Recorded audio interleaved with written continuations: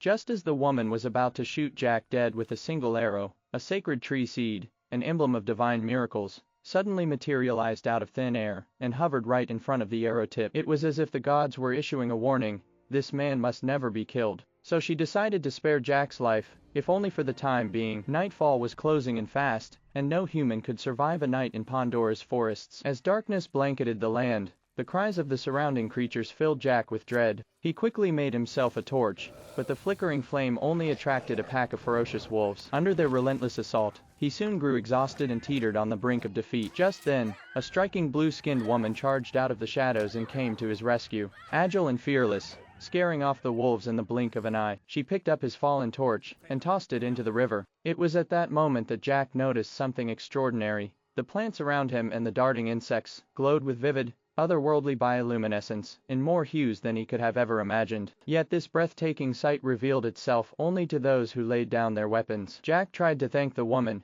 but she ignored him completely. Instead, she knelt beside the fallen wolves, murmured a prayer for the lives lost, and then walked away without sparing him a glance. He followed closely behind her, and to his utter astonishment, she spoke fluent human language. But she met his friendly overtures with unmasked disgust. She blamed him for the wolves' deaths, arguing that his presence had sparked this unnecessary slaughter. She snapped at him, ordering him to leave immediately. At that very instant, the sacred tree seeds from earlier reappeared, drifting gently toward Jack and settling all over his body. This was no mere coincidence. Realizing Jack was no ordinary human, she resolved to take him back to her tribe. They navigated a maze of gnarled, twisted branches that wound like meandering paths. But as they neared the tribe's territory, guards rushed out, seized Jack by force, and dragged him straight before their chieftain. The chieftain stared at Jack with pure loathing. Then the woman, who was none other than the chieftain's daughter.